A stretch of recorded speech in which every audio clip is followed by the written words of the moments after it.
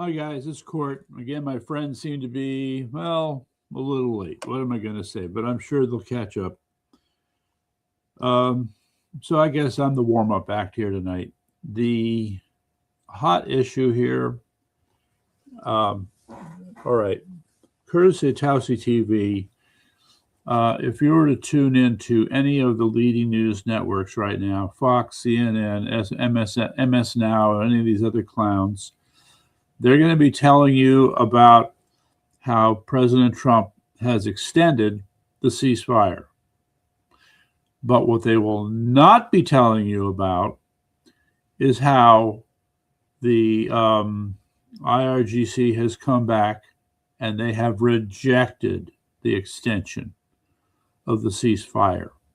Now, that seems kind of odd. That's thumbing their nose at President Trump, I would say. But then there's the other part of this. No sooner do they make this statement than, curiously, the Houthis say, we are here to support Iran and we will fight with them every step of the way. Okay, so you have that happening. This is quite the problem, and I don't think that it's going to be sustainable. The other part here that is shocking, ladies and gentlemen, is the suggestion that the foreign minister, the reformist, so-called reformist IRGC leader, and the third individual whose name escapes me right now, were all, quote, under house arrest by the IRGC. So to say that there are internal conflicts that are close to out of control would be an understatement. So you can see the inner circle not holding. I believe there was a poem where the line was, the center will not hold, and that's what's happening to them. Meantime, they're trying to run these demonstrations in the street pretending to show support. There was a weird video of a rally in Tehran where everybody was cheering for a ballistic missile that was put on display. Now, how weird is that? But there you go. Meantime, where is Alan? All right, I've been trucking along here. Oh, are you live already? Oh yeah. So am I. We're on Facebook. I was singing. Hey, welcome to Live with Korbanowski again on Yankee T News here on Facebook. Oh my God, the camera's too close to me. I gotta see all my zits, man. Right. Oh my goodness. Okay, here we are, live on Yankee T News and Common Sense News and Entertainment on this Tuesday, April 21st. Yeah. All right. So we have a lot to talk about. I'm sure you've already gotten underway with Iran, right? If I know you have no idea. Okay. All right. So let me start with the first one. Are you aware that 3 of the top leaders of the Iranian government are under house arrest? No, I'm not aware of that. Okay. When you say the top Iranian government house arrest, are you talking about mullahs? I'm talking about foreign minister. I'm talking about the guy who, I mean, I wish I could remember their names, but he's the one who's been trying to be reasonable with the United States. And then there's a third individual. So in other words, you'll find the hardliners are turning on everybody else in the group. And so now you have this claim that the 3 of them are under house arrest and they have not been heard of for a pretty long time, which is causing people to wonder. The ones that were being, like Trump would say, were being reasonable? Oh, one of them is, yeah. The other 2 I don't know about. But the point is, for whatever reason, you could have hair-splitting factionalism going on between these characters. And any little thing that's out of line causes a fight from what we can see. Okay? Mm-hmm. All right. And so the curious thing here is, meantime, we have the blockade going, all right? I believe a second Iranian ship was seized by the Americans, but there have also been allegations that a number of ships have gotten through the blockade. I don't know how true that is, but who knows? And then in the meantime, the Houthis have started to speak up and saying, "Yeah, we're gonna work with the Iranians all the way. We're ready to fight." Meantime, now we go back to this messed up deal with the Iranian government. And they they keep making threats that they're going to attack the ships in the strait. They haven't done anything. They might, but it has to be understood that these threats are happening just while you have all this infighting going on. I mean, how are you going to stage a military attack if some of your leaders are under house arrest? It makes no sense, but this is the kind of stuff we're getting fed. So it is a mess. Meantime, there have been explosions in two cities. The one is just outside of Tehran, there was an explosion. And then in the city of Rasht, which is a large city, a little over 500,000, that's right on the Caspian Sea, there was another bombing. Interesting. So, and what was do you know what the target of these bombings were by any chance? Well, there was a clip of one of them. I think the one in this city called Rasht, and it was a car blowing up. Okay, so is this stuff being overstated, over-exaggerated somehow? I don't know. We have to see more. But you have this problem with the hardliners of the IRGC beating the chest, threatening attacks, and nothing's really happening yet. And then you have to ask yourself, well, gee, if these guys really do go after the U.S. Navy, I'm calling that an act of war, okay? And it would be irresponsible of us and Congress, if you're listening, to do anything other than to reciprocate. You actually formally declare war? Well, that's what I would be suggesting, yes. Yeah. All right, so before all this, okay, before I talk about all this stuff, the other thing here that I have to bring up is as I am listening to all these people, listening to all these pundits and their comments and their opinions, I find myself just moving closer and closer to a very painful realization. And that is that the only solution is going to be boots on the ground. I don't know about that. Yeah, well, other people, I can understand that because right now we're in this sort of twilight zone of conflict and confusion, and nobody seems to be able to figure out what's really going on. And just by the example I gave you, it's changing from moment to moment, right? You didn't hear about the house arrest. I'm a little... And you didn't hear about the rejection of Trump's ceasefire. These things just happen, and the rest of the media is too slow to catch up to this stuff. Well, Jason, by me sitting here telling you this, we're ahead of all these other guys. Okay, wait a minute. Sure. My understanding is that Trump extended the ceasefire. And then, within a short period of time, Iran turned around and said, screw you. We reject your extension of the ceasefire. And then what, has there been a response from the White House to this yet? No. Okay. This is all in the last couple hours, I assume. Right. So that we are right on the edge, right here. Right on the cutting edge, as usual, on Yankee News and Conference News Entertainment.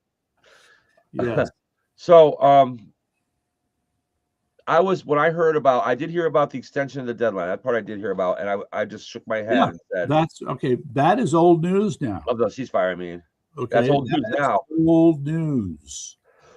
Because the IRGC says we're not honoring it. We're not interested. When we got into this war, one of our regime change was not one of our objectives.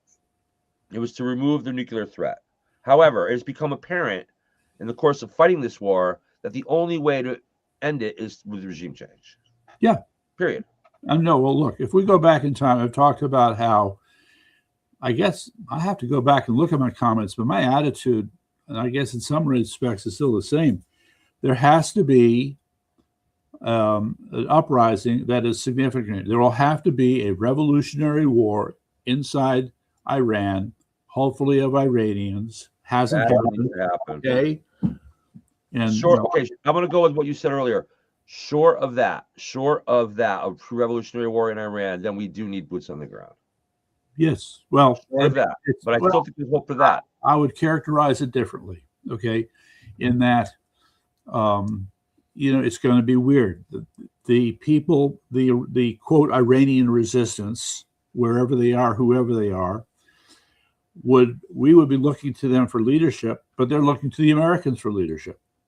Somebody's got to be, quote, in charge of this whole us.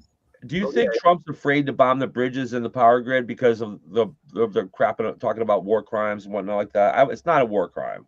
Yeah, Do well, you think Trump's afraid to do that? Or I know he's reluctant to do it. yeah, As with any decent person. But is he afraid? He may be reluctant to do it? You think he's afraid to do it?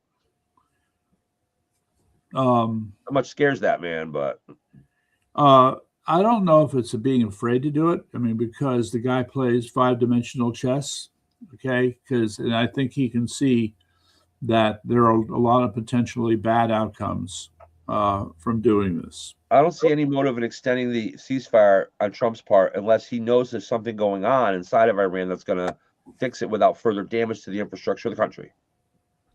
Unless he has a good faith that something like that is going on inside. Well, here's the thing.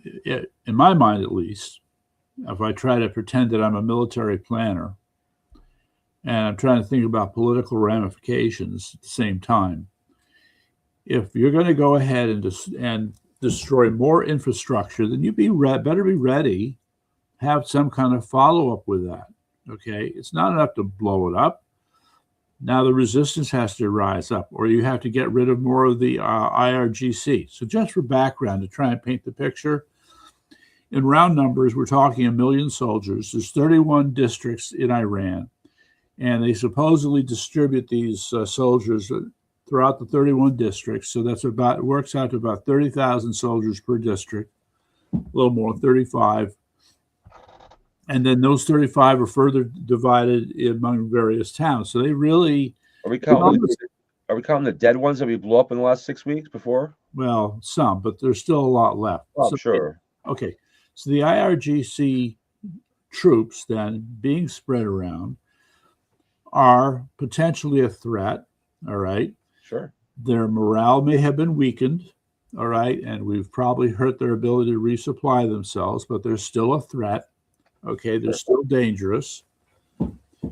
And we have to be able to answer the question for ourselves, what more do we need to do exactly in order to improve the odds of success for those people who would constitute the Iranian resistance? Because I would say right now, if we started to fight right now, the IRGC would probably be able to put it down.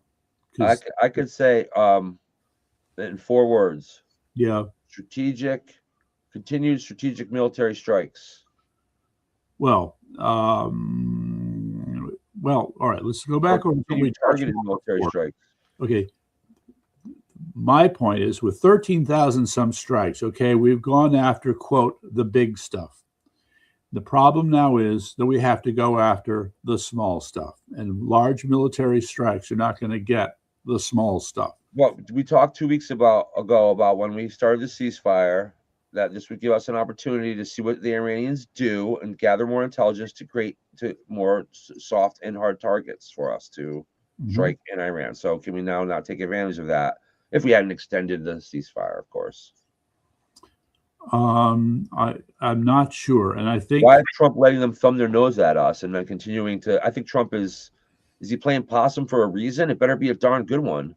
Maybe Trump knows about something going on inside Iran that is good, that he feels it's not necessary to destroy the power grid.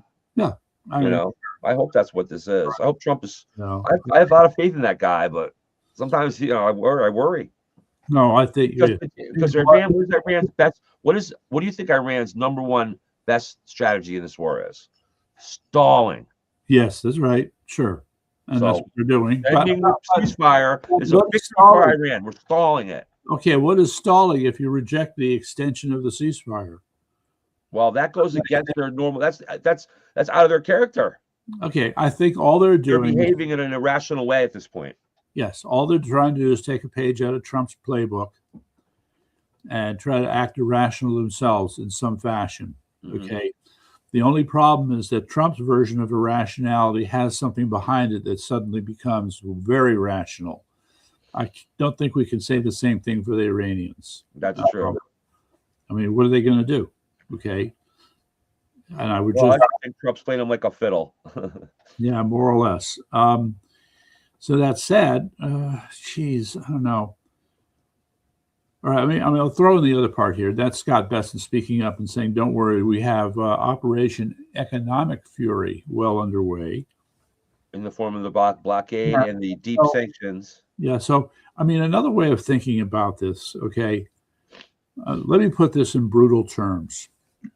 Okay, if you suddenly stop breathing, how much time do you have to live? Let's find out. Find out. Yeah, right. I don't know. When I was a kid, I used to see how long I could stay underwater, and I did it for like a minute and 45 seconds once. Pretty good. Yeah. Yeah. So I'll give you a couple minutes. Yeah, it would be about 4 to 5 minutes, by which time your body has consumed enough of the oxygen. You wouldn't wake up after that. Yeah. And then the brain cells start to die. Other things start to die as a result. So there is that 5 minutes period of time, okay, from shock to the system to when you actually are considered dead. Okay, so in between, you're becoming more and more dead. So now is Iran in that middle zone there, where slowly but surely it's becoming more and more dead. This is the right when we let them off the hook and stop the bombing and stop all the pressure. Yeah, I mean, it gets confusing because whatever it is, all I can say is I hope that in Donald Trump's little 5-dimensional chess mind over there, he's thinking that when this is over, these mullahs cannot be in control of Iran anymore. It's that simple. Period. Can't do it. Well, but he keeps talking about a deal. Yeah, with everything. I mean, we hear so much now about how much the Iranian people hate the mullahs. Yeah, we can't betray them. It just further supports that these guys can't stay. All right. Right. You can't go on TV. So there's no negotiating with them. There's no deal to be cutting with them. Because they're basing it on a religious theology, and you can't negotiate with that. And occultist theology even. And you can't go on TV when you're Donald Trump at the start of this war, at the onset of this war, make an 8-minute speech. And the last 3 minutes of that speech was directed at the people of Iran directly. Telling them to shelter in place for now, and then we're coming to save you, right? Basically, that was the theme of it. Right. Well, you need to fulfill that promise. Okay, Alan has shown up. All right, Alan. Evening. All right, how's Christine Good doing? evening. Doing good. Okay. We are talking about Iran from Iran. Yeah. Have you caught anything of what we said? Do I get to go over this? Iran from Iran. All right, so let's try it. I love to set it up this way. So, Alan, you're aware that President Trump has extended the deadline. Of course he did. Okay. Are you aware that the Iranian government came back and said, screw you, we reject your extension of the ceasefire? Now, I'm trying to remember, back in 1979, did we say we can trust the Iranians? Well, maybe Jimmy Carter might have said 1978, maybe. Yeah. And then in 1980, when we elected Ronald Reagan, did they go, oh, crap? Yes, that's correct. That was the time to take them out then. That was the time. Okay, but you're suggesting also that the Iranians are not treating Donald Trump like he's Ronald Reagan. No, because now we've let them go for years and years and years. We've let them go for decades running their own show. Right. Okay. So you're saying that we have told them as a country, it's okay, do what you want. You want to take our embassy? Sure. You want to kill some of our people? Sure. Whatever. Like our soldiers? Yeah. You want to proxy our terrorist attacks? You want to knock down our World Trade Centers? Yeah. Okay, but how are we? I mean, when you say something like that, how are we supposed to regard all these military strikes? 13,000 of them. Yeah. Well, Donald Trump finally said enough is enough. Because we finally got some people in office, and I'm not sure whether it's. I mean, don't get me wrong. Trump as commander-in-chief and as president had to authorize these things, but it took the right people getting him the information. There were probably a lot of people in the chain. You know, certain people had to get stuff to Hexeth, had to get stuff to Gabbard, had to get stuff that he could be handed and said, "Hey, we need to strike now." And the problem is, because he's used to making corporate deals. Yeah. He's like, okay, I'm going to come in. I'm going to give them an offer they can't refuse. And they're going to go, okay, yeah, sure. Here's the deal. Only now we're dealing with people. They're true believers. Yeah, it's a religious thing. It's not about money. Exactly. They'll take our money. We saw them take pallet loads of cash from Obama. Of course they'll take it. But they're not interested in money. They're not interested in anything that involves them not nuking Israel. Mhm. And ultimately the United States, by the way. Right. And that's why, when we said, okay, well, you can't have nukes at all. And what I mean by it all is, well, okay, well, for 20 years, you can't have nukes. Mhm. Well, okay, until tomorrow, you can't have nukes. Okay. All right, look, we'll take nukes off the table, but you really shouldn't have them. How about we show them how bad nuclear bombs can be? Oh, jeez. You Yeah. want nukes? We'll send you a few. Show you what it's like. We got all those ones we didn't use in Moscow in the 80s. That's what ended World War II in the Pacific. Mm-hmm. Well, I'm not going to advocate that. But what I will say is this: the ceasefire being extended, I think, is a bad idea. And after the Iranians thumbed their nose at us, I think we should end it tomorrow and start taking out the power grid and the bridges. Okay, so what are we supposed to think when the Iranian government says we reject the extension? What are we supposed to think? That's what we think. Okay, fine then. Bombs away. Here's the problem. Whether you think we should have got involved in this war or not, whether you think we're patsies for Israel or not, doesn't really matter at this point, because at this point we're in charge of this war, and we said, hey, come to the table, negotiate with us. Mm-hmm. And they said no. And we said, okay, we'll give you a couple more days. And they said no. At some point, we have to use what we have, and what we have is the big arm. Mm-hmm. And, maybe we do need to take out some infrastructure there. Maybe we do need to take a few bridges. Maybe we do need to shut off a couple of their cities and say, okay, well, you know what? Now you don't get to leave your capital. We have to do enough. We have to do enough so that the middle and upper management of the country says enough is enough and forces the mullahs to step aside. That's what happened in Japan. That's exactly what, And I don't think it needs to be done with nuclear weapons. It can be done with you're right. It can be done with conventional, but hey, with things that affect everyday life in Iran. And eventually, the pressure will build on the mullahs from their the other arm. What's the name of the other army they got? The Chichis, whatever it's called. Artesh. There you go. The Kartesh. The pressure from the Kartesh and their supporters. Artesh are going to rise. Are going to say enough is enough. And we already looked at our map and we've discussed that there's more of them than there are the RGC anyway. I think the Iranians right now are trying to play the long game. They are, absolutely. I said that before you came on. Their biggest military strategy is stalling. They know that they went for decades and we did nothing. And they built strength. They funded terrorism. They attacked us. They attacked our allies. And we did nothing. Mm-hmm. Now we've got an administration that wants to do something, but let's face it. Once John Thune hands the Senate over in the midterms, with Mike Johnson, who was complicit in this, the impeachment will come. The new Speaker Jeffries will impeach Trump. Senate Leader Schumer will convict him. Well, no, they won't get a conviction. They're going to need 2/3. You need a 2/3 of the Senate to get a conviction. That's not going to happen. They'll get a conviction, and you know why? Because the presiding officer in that will be John Roberts. Yeah, but you got to get 2/3 of the Senate to vote for a conviction. I thought it was only 51. No, I don't think so. Don't you need 2/3? 2/3. Yeah, it's 2/3. Yes, they'll get it because you'll have business. They'll get what they'll get is the impeachment, just like we got in the first term, and that alone will put one hand behind the back of the administration. Yeah, and, you'll get the new Democrat they'll be able to ride him out, and they'll probably whatever plans they had to rig in 2024 and 2020, they're going to triple those rigging efforts for 2028. They're going to do just what they did. And we're going to end up with Gavin Newsom or somebody in the freaking White House. Yeah, and then at that point, I'm moving to Peru. Do we have any results on Virginia yet? No, I have not seen anything. I was surprised how late it got when I didn't hear anything yet. So let me switch over and see if I can find it. Okay, because it's big. State of the art here. And they continues in common sense right up to the minute. Yeah, that's right. What's going on? So I just hope that the president has an ace up his sleeve on this thing with a hold, because when he says extending the ceasefire, even though Iran is saying we reject it. In their secret hallways, they're rejoicing that.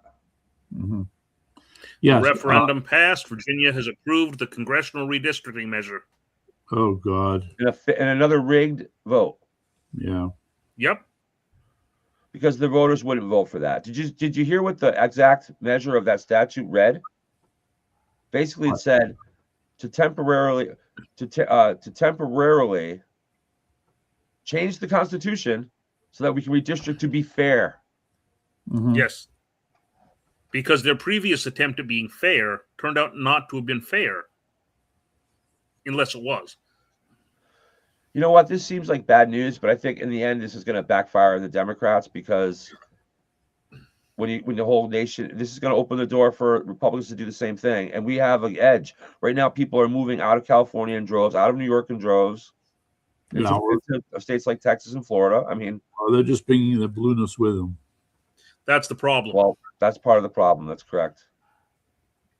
But the people that are fleeing, though, tend to be the people that, are being directly hurt by the tax. I think it might be red voters in blue states that are leaving a lot of them now. There was a story of a couple who ran a business in California, Democrats, voting liberal all the time. They were complaining about the tax increases, and they couldn't Still voting Democrat. What was happening. They couldn't draw a connection between their votes and what was happening with the taxes. Mm-hmm. This is the kind of lameness that we're confronted with everywhere we turn.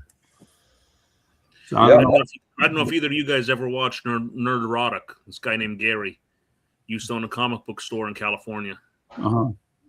He moved to Texas, moved his family there because he couldn't take the situation in California. His wife's business was running into problems. He had a special needs son he needed to move, and he came to Texas. This is a guy who's a ex-con. Oh, great. And I'll tell you what. He's a guy who has every reason to be blue, and he is not. Mm-hmm. He is solidly one of us. And he's another YouTube star, so I think his full-time job right now is his 2 or 3 shows on YouTube he does a week. I think one of the biggest problems psychologically we have politically in the state and in the country is people have a strong need to fit in. So I'm going to tell you that a lot of the people that support Ben Proto, for example, are just so there's a lot of insecurity in people, and they have their little clique. They have their little dinners, their little dinner club they have, and that's their friendship clique too. And they don't want to, and they don't want to be outside of that. It's what I used to call one organizational of the ways politics. To fix it, unfortunately, you guys, one of the ways to fix this isn't always about talking about the issues. It might be more about convincing a lot of these dumb people that our tent is a better tent to hang out with than theirs is. Yeah. It's a damn high school locker room, you know what I mean? It's a damn high school gymnasium. I mean, some of the arguments I've had on Facebook with some of these people about this debate and about the workings of the party are just incredible. I feel like I'm arguing with middle school kids sometimes. I feel dumb just having the conversation. So I feel like a lot of this is we got to play at their game a little bit. It can't always be like what you just said is so true. They can't make the connection between the high taxes and the Democrats, but you know what? We're having better parties, so come on over. Maybe though we got to do a little bit more like that. Maybe a little more. That's really what the key to some of this is. Hey, we're having more fun over here, and they're not having fun, by the way. It's probably an easy thing to do because they're over there miserable and sad and afraid of walking on eggshells with each other. But all half of them are mentally ill. Yeah, can I just read for you some of the headlines here from the Connecticut Sentinel? Yeah. All right. Brainwashing is another thing. Connecticut lawmakers to move to change rules while cases are still pending. Then there are people petitioning the state Supreme Court on the issue of whether or not these laws are being rushed. Then there's another one about how the Connecticut law schools still have DEI requirements, even though there's pressure to turn it back. Connecticut doubled its minimum wage. Poverty barely moved. Okay. Yeah. So it goes on. I mean, yeah. Yeah, I know. Because the state's being systematically and economically, and not only economically, by the way, the Bill of Rights, Yeah. It's being destroyed by our state legislature. They've gone rogue. They're Marxists. We've let somehow, and this is what we talked about before we got on the air. I got involved in this thing in November of 2024. I was really just a regular dude. I had no connections at all, and without a resume, a background search, a drug test, anything, I just walked right into the scene. And now I'm talking to politicians face to face. I'm involved with all these important people. I'm right in the center of it all. I could be a senator at some point. No, nothing. I could come on, and yet if I wanted to work at, UTC or any company, even if I wanted to go work at the pizza place down here on the corner. Okay, well, I don't know everything about me first. Okay, you can say that, but I would strongly recommend that if you have the opportunity to be able to spend as much time as possible at the Republican convention in May. I'll be there. Because then you'll really learn about how things get done, and you are not going to like it. No, I know that, and I'm going to speak up about it. Well, okay, we do need to speak up about it. We don't speak up about it enough. It's funny, when J.R. Urbano was chair, I believe it was when J.R. was chair, and he tried to get it down to a one-day convention. And it's now down to 2. It was like 2 and breakfast because everybody would have their initial meetings on Friday, stay Friday night, do most of the convention business on Saturday, and then stay Saturday night. Now it's over Saturday afternoon, so most people are going home. Yeah. But it's interesting that they can't get them away from the idea that this is just one big party. So I think if we change some of the convention rules, if we change some of the convention rules to make you actually hold to your vote and to make all delegates be actually willing participants, I think the whole convention would take about an hour. Well, okay, if you're all doing, but I'm not against the party and have a good time, but do it democratically and do it right. And so, I mean, I've never been to one, so I can't tell. I'm not going to miss this one, and I got to tell you that it's probably, my guess is it probably has nothing like the national convention has done. Right? Well, the national. I bet you it's pretty similar, just on a smaller scale. Yeah. But that being said, I mean, there's still the question that has not been answered as to whether it's actually legal to hold a convention where you nominate candidates for American elections outside of the United States of America. So he did it again. He did it again. Mommy, Alan's being mean again. I'm not being mean. The Mashantucket Pequot Nation. Yes, I know. Mohegan Nation. By treaty, those are, and actually, considering that the Supreme Court ruled that we can't arrest their child molesters. Yeah. Yes. Okay. I think you're making your point rather well. That's funny. I mean, why not hold our next national convention in Toronto? Maybe Connecticut has a treaty with the Indian Nation. I don't know. What do we got? They don't televise do they televise the state convention? Yeah, they do on I can't remember the cable network. It's CTN or something. It's basically it's the same channel that covers the legislative stuff. Okay. But they don't print. The major news stations don't cover it though. No, they just mention it. Yeah. They don't care who nominates the loser. Yeah. By the way, who's KWIV 30? KTIV 30? I don't know. WVIT 30? Yeah. Yeah, that's channel NBC News.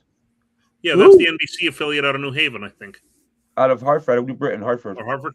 Okay. Yeah, and I actually spent 20 minutes on the phone with one of their reporters today, actually, talking about the debate. Yeah. And he's pretty excited. And then he says to me, will you call back to the station and talk to my boss, please? He gives me the number. Okay. Right. Call back, talk to his boss. Yeah, Connecticut has news. Yeah, Connecticut does have news. Booker 414. So Channel 30 is going to cover it. Now, I want to get one of these stations to televise it, not just cover it, but actually Channel 8 can get rid of Jeopardy for one night, cover the debate. Mm-hmm. They could. Yeah, they could. That's right. So I don't see. All right. Well, no, Pat Sajak's gone. Come on. You might be able to get News 12 to cover it. That's a good idea. Well, remember Channel 8. Are there people at the Connecticut Sentinel that know the TV people? Okay, but gotta be right. Okay, but remember the Channel 8 spent a lot of time at the event there for you and Ben Proto. I wouldn't call it a lot of time, but yeah, they did cover it more than the other stations did. Yes. But the reporter interviewed me at that hotel, and then when I read and I saw his clip on the news, and I read his article, he took out all the good shit that I said and left in the unhinged, the stuff that he put in, the stuff that made it sound like I was a little more unhinged, and I thought that was uncool. Yeah, he did. Well, I don't know if you remember a few years ago. I'm going to say it was. I know it was when Hillary Clinton was running for president. The libertarian debate that was televised. It was not televised on a major network, but it was televised. Penn Jillette was the moderator. Okay. So you already know that it's going to have a little bit of a comedy element when Penn Jillette is the moderator. Sure.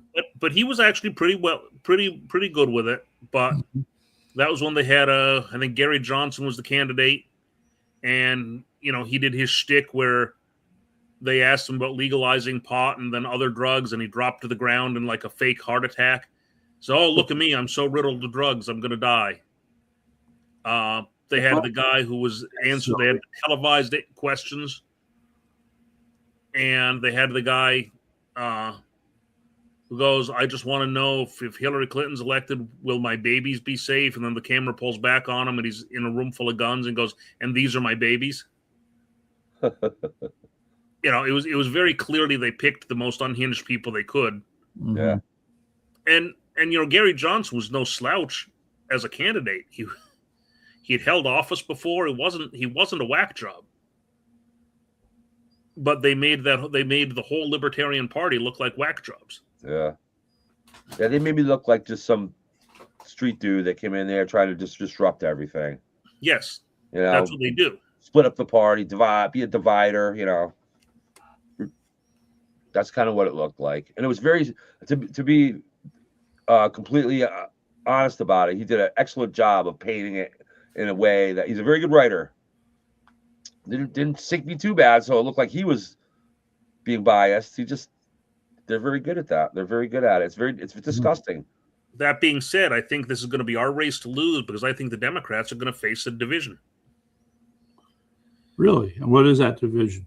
Well, you got this young kid who's running against, or young guy, not a kid, but he's a young guy running against Lamont in the primary. Yes. Josh Elliott, is that his name? Right. And you realize who's running as his lieutenant governor. Josh Elliott's lieutenant governor? Yes. Who? The incumbent, Susan Bisowitz, has endorsed him. But wait, are you telling me that she's... Susan Weitz is running as his lieutenant governor? Well, I mean, again, lieutenant governor runs on their own. It's a constitutional office, so they don't actually have running mates, but she came out and endorsed him. Over Lamont. Huh. If that's not a sign that there's something brewing. If he gets in and takes out Lamont, this guy's farther left wing than Lamont. At least Lamont is left wing, but he's got a little bit of something there. This other guy could be worse. He could be worse, but the other thing is if Lamont doesn't drop out, if this guy wins and Lamont says, I'm going to run and throw some money into this, that'll split the vote. That makes it our race to lose. How do I feel about this? If there's one Republican versus two Democrats. Well, no, they're just running off in the Democratic primaries. They're going to end up with one. Well, you're right, but after the primary, if he turns around and says, I'm going to run as an independent. I doubt it. That'd be great. Yeah, no. It would be great for us. Do that. Wait, you're talking about Josh Elliott running as an independent? No, I'm talking about Lamont running as an independent. He's the one with the money. If Elliott wins the primary. I don't think Lamont wants it. I've seen this before. Yeah, Lamont's people are going to tell him to stand down if he gets beat. Yep. But if he's got enough, he's got money, so he might have enough arrogance. They're the ones with the Nazis. They're not going to like go against each other. Wow. Yeah, he's got that Nazi gold from his dad. Yeah, right. They'll just cut his brakes where they are. Okay, I just wow. Okay, that I had not anticipated that, I have to say, but it's going to be Fazio against Lamont in November. Well, he's suggesting that Lamont Elliott and Elliott will still be battling it out, so that they will resolve that issue at their convention or at their primary when they have their primary. Well, that's the way it should work. Is they'll have their convention, they'll maybe have a primary, and then that all gets settled. But again, I see where one of them could decide to be a little arrogant in this and go, I'm going to run. Okay, we got to remember, though, to Alan's point, Connecticut has a history of doing this. Lowell Weicker you're talking about.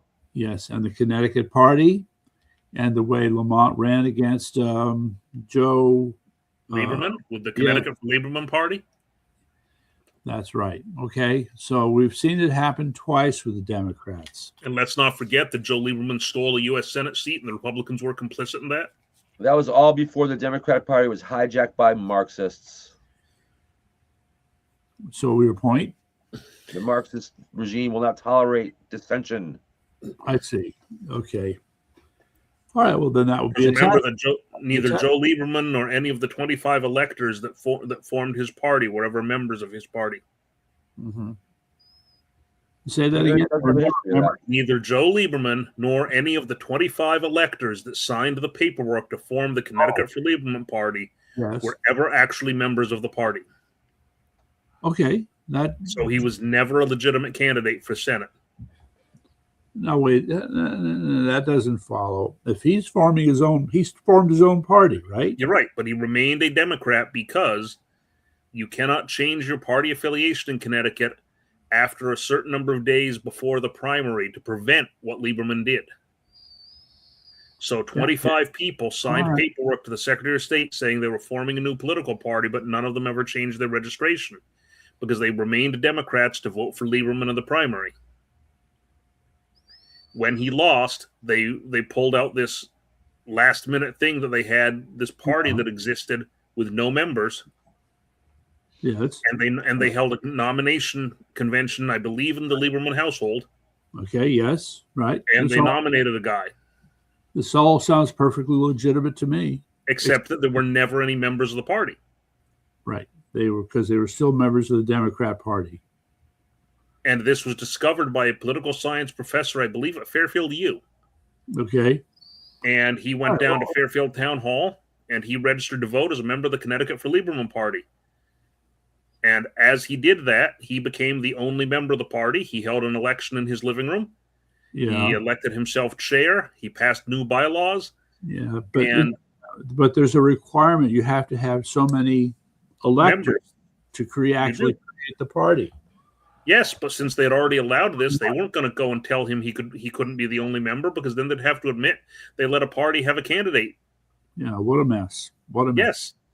The state of Connecticut knew it, and the Republicans did, because I don't know if you remember Mr. Schlesinger of Waterbury, the guy that they nominated against Lieberman because his job was to be the sacrificial lamb. Right.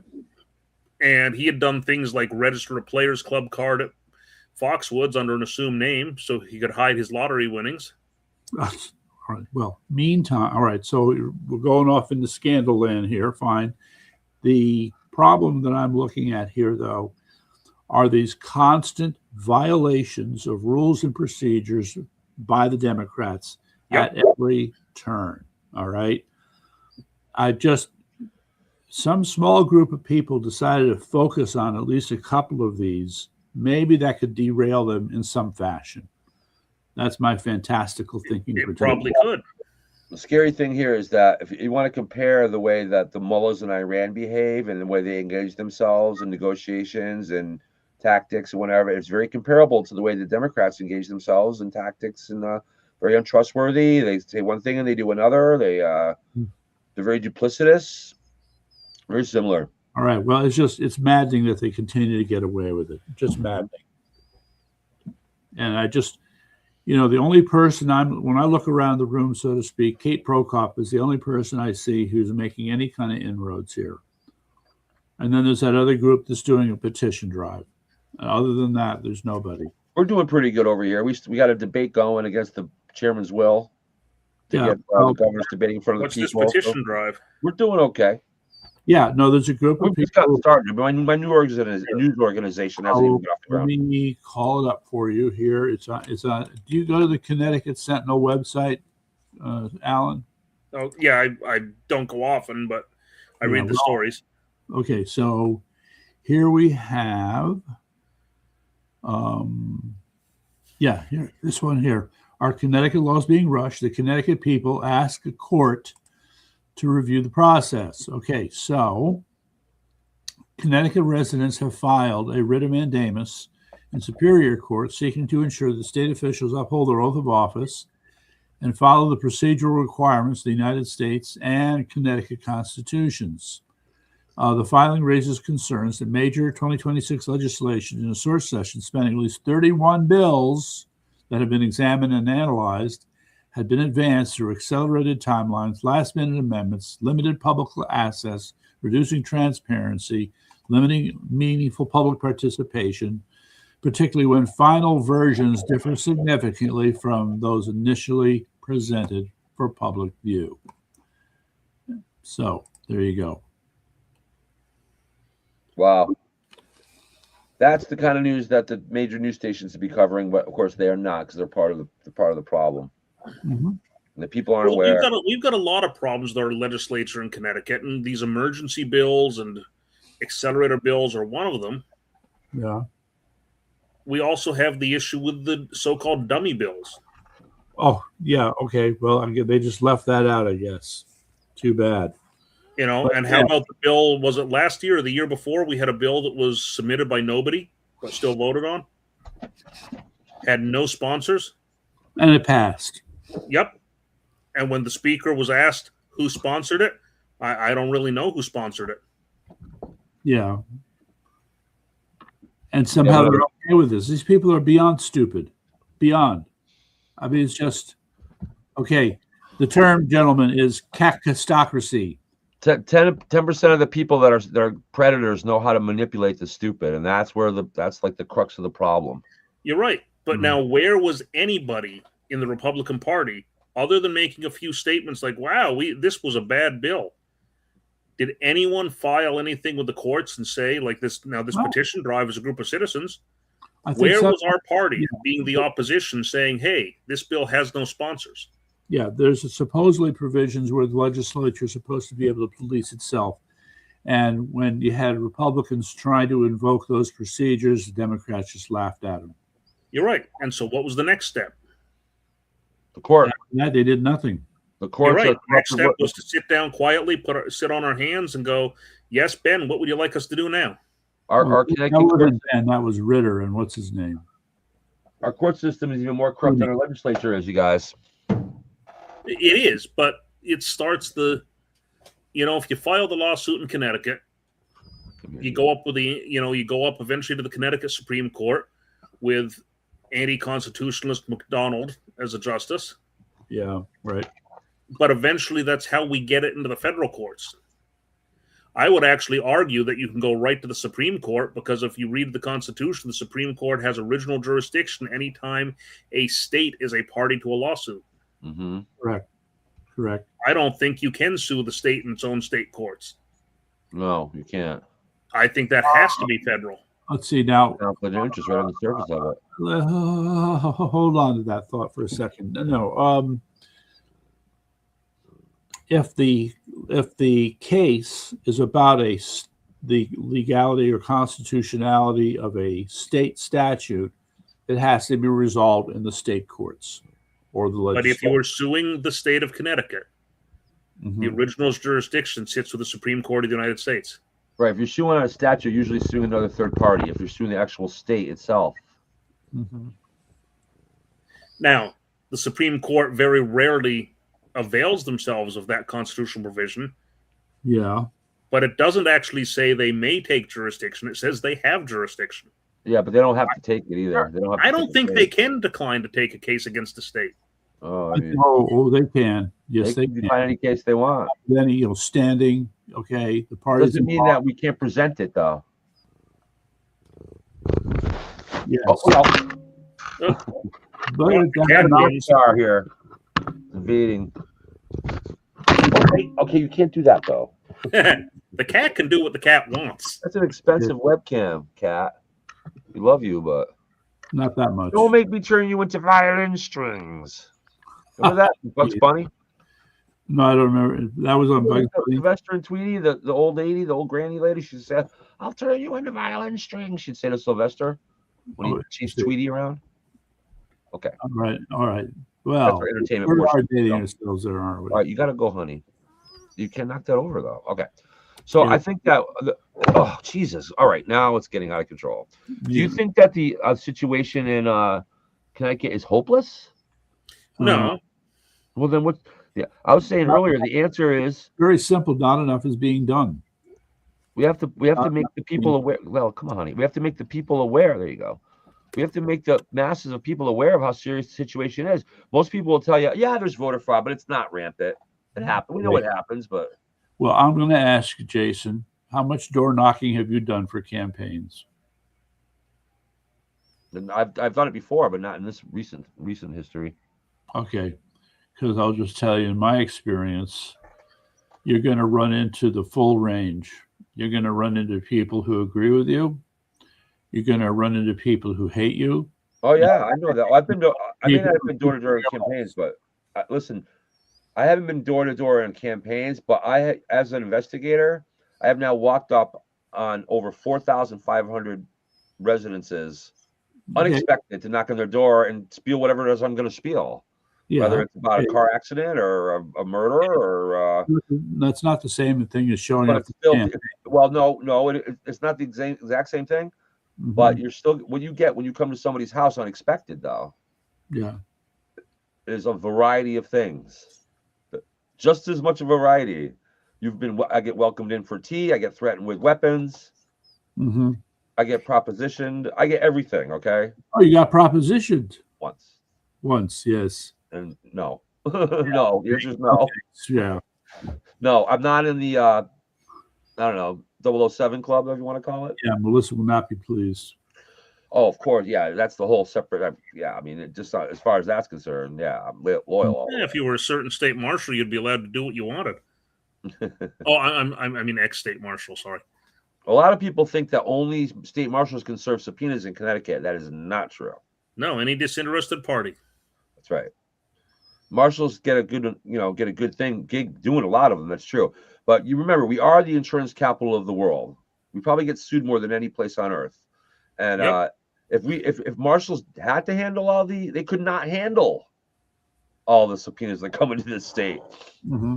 But yet there were at least, I think it's 2 or 3 state marshals out of the Hartford area that, because they serve all the paper on the insurance agencies and they deal with and they get their percentage of the take, they declared over $1 million in income. It's a good, nice work if you can get it. Yeah, insurance agencies get sued so much that they actually outsource a firm just to receive the subpoenas. Yep. They're called registered agents. I see. So, you didn't want to do that? Did I want to do that? Yeah. I thought about becoming a registered agent, but you have to have somebody man an office all day during business hours to do that. I mean, it's possible, but I'd have to look at the equitability of such a thing. But yes, I think I have thought of that in the past. All right, that'll be worth discussing. But anyway, yeah. So I don't see much hope for Connecticut right now. I say that motivating the people, getting the people to understand the seriousness of the situation, getting them out in bigger numbers. Again, we have, when the UConn basketball team wins, we get 30,000 people flooding the streets of Hartford. You can't even walk around. And then, but they're going to take away your rights, and about 500 people show up. Yep. 400 people, That's the problem. Maybe we should give out bobbleheads at all the rallies. Yeah, hey, Alan, I just got a note from guess who? Who? Phil Balestrieri. Hey. He's watching us on Facebook. Nice. Hey, Phil. Hey, you know Hello, what I Phil. thought about? Right. You got to always come on board and join the party.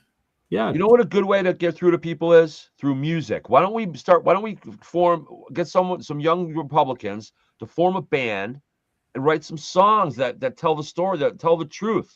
It's got to be a good band. Sure, of course it's got to be a good band. Sucky band.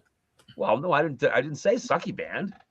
Oh, there are a lot of sucky musicians in this state. I've had to put up with them. Nowadays, with AI, you can probably just create a band. I can play the ukulele for the band. Yeah. The only thing I'm not a good songwriter though. There's a ukulele players club that meets in Westport every month. Really, I'll have to attend that because I love my ukulele. I've been playing for 7 years. Oh, they come down. I'll find out what date it is. I'll let you know. They play at Okay, Rico's yeah, Pizza. I would love that. They have a meeting at Rico's Pizza in Westport. Yeah, I love my ukulele. It drives her nuts, but I love it. Well, what about guitar? If you play ukulele, I can play the guitar, not nearly as well as I can play the ukulele. I'm a very good ukulele player. A guitar player, yeah, it's just. I mean, for you, it's just strumming chords. yeah. I mean, I can play it, but I'm better. I wouldn't feel comfortable playing in front of a crowd on a guitar, but I could play in front. We went on an Alaskan cruise a couple years ago, and I played in front of all the smokers on the top deck, and I had them rocking, man. It was great. So how much did you get in the way of tips? Oh, I didn't need a tip. Yeah, the cruise lines will shut you down if you do that. Yeah, they'll shut me down for that, Ray. They'll throw me overboard. So the orcas, man. I'll be swimming with the orcas if I do that. So just as a test, this really happened. One of the best players in the New York Philharmonic actually got out on the subway and stood there playing, and he had a thing out to get some money, and he made it maybe $150. Enough to get you right home. Yeah, New York, right? But one of the greatest violin players in the world, he gets $150 in the subway. Well, I'll tell you what, I've seen a bunch of subway musicians and other things, and even New York City Transit has an organized system called Music Under the Streets or Music Underground. Yeah, okay. Where you can sign up to get certain spots. Mm-hmm. And there's even a band I've seen a few times that used to play there. Mm-hmm. But I see a fair amount of classical musicians. Yeah. And I'll tell you, I've walked up, and I usually give a couple of bucks to anyone who's playing music up there, as long as it's not horrendous music. Simply because they're actually doing something for the money they're begging for. Or if we get permission from bands, we could do parodies. We could do I have this parody. You know that song "No More Kings" they used to do on Saturday mornings. They used Rocking to do and rolling, Schoolhouse and Rock splashing over the horizon. What did we see? Yeah, there you go. I'm actually halfway through writing a parody of that song using today's analogy. Wow. And there's another one where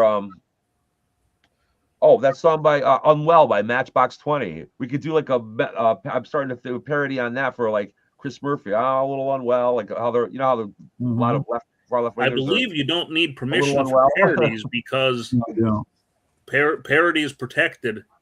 No, I know. I gotta have to talk to Rob Thomas and get his permission. But hey, maybe he's a conservative. That being said, there's a famous story about Weird Al, who's probably the premier parody artist. Yeah, and he went to his label. He said he doesn't legally need permission to do a parody, but he always does. Mm-hmm. And he asked, when he did his song Amish Paradise, he checked with his record label, and they said, yes, Coolio gave permission for you to use Gangsta's Paradise. Okay. And then when the song came out and it became a big hit, Coolio was like, who the hell is this guy changing my words around? Yeah. And it led to kind of a feud between the two of them. And Weird Al said that it took him years that he finally was able to meet with Coolio and say, hey, I thought I had permission to do this. I would not have released this song if you weren't cool with it. And Coolio said, well, it's not a bad song. I kind of like it. Yeah. Gee, funny thing. That's funny. Okay. I can write parodies easily. I'm not really that adept at writing my own melodies, though. Really, I'm not Paul McCartney over here. You know what I mean? I don't wake up with music in my head like Paul McCartney. All right. Well, I love music. Then you and I are going to have to find some time to sit down together. I play guitar. I play a little piano. Yes, we're going to have to jam. I can beat out a few rhythms. I got the rhythm. I got the beat, but yeah, I'd love. I think, but I'm serious when I say that music is a universal language, and if we could get something like that going, that could kind of get through. Who's that guy that was at the party a few years ago? He was like the Connecticut State Troubadour, or the former Connecticut State Troubadour. I think I knew he came to the party. We went up to a party that Teresa. Yeah, it was a birthday party, right? No, it was the inauguration party we went to. Not really?